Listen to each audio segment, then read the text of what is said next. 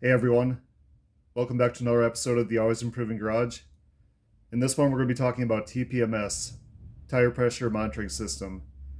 So the system has been around for a while now. It was mandated in September 1st of 2007 that 100% of vehicles have it. It started in about October of 2005. They wanted roughly 20% of vehicles to have it then and reached 100% by September of 2007. So the system itself is just fine. This video is going to be more of a rant video though, not about the system, but about people in general just being lazy. So not all TPMS systems are equal. There's some when your tire gets low, they literally just show a light and that's it. Okay, so from that standpoint, I can get people not understanding, especially when they're not trained. Well, what do I do? It's not telling me which corner is low on air or how much should I be concerned, you know. So that system, or how it's set up, I should say, with just the light, just the tire light, and that's it. It's not very useful, right? But it doesn't really matter because even the better systems, where they have it showing every single corner and the exact tire pressure that you're at the moment, even that isn't enough for most people to go out there and just put air in their darn tire. And I can tell you, any mechanic can tell you, they've seen this more than once or twice or 10 or probably even 100 plus times. And to me, that is just ridiculous. I mean, it's like, come on, people. There was a time when we didn't even have this system.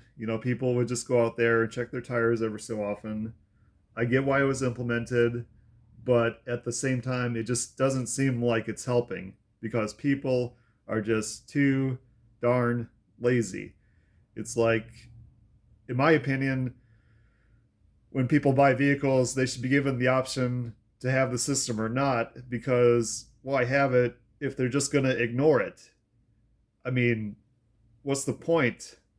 Like, should we just have it kind of like where it's the oil idiot light that comes on where basically there's no oil pressure?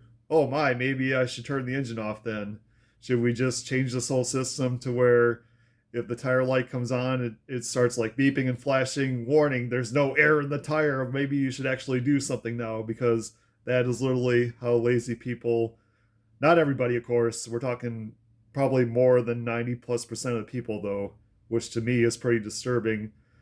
That many people just ignore it. Like, so what's the point? It's a great technology for people that actually care, but like I said, from what I've seen, and I'm not even exaggerating here, which makes it even more disturbing, is that most people just ignore it. Like, and it's just amazing that people can be that lazy. I mean, I'm not really surprised when you think about other issues, which of course we're not going to get into right now. But yeah, it's really something that we have this technology, and for the most part, it just goes to waste, right?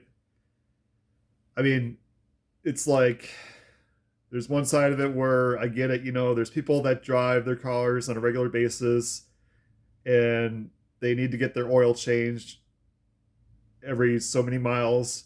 And at that point, their mechanic just tops off their tires in the process of doing the oil change. And I get that. But at the same time, there's people that have a low air situation in their tires. In the meantime, they're getting their oil changed and they just don't do anything. And there's a lot of times where the air could be so low and maybe on more than one tire at that, and they still just, it's like they just don't care. So yeah, this is a rant video I've actually been wanting to do for a long time because there's just too many people that neglect putting air in their tires even with the assistance of the system. And this is a good example right here. It shows you every single corner, but yet people are still too lazy to get out and put air in their tire. So that's going to do it for this one, guys. Hope you enjoyed it. As always, Thanks for watching.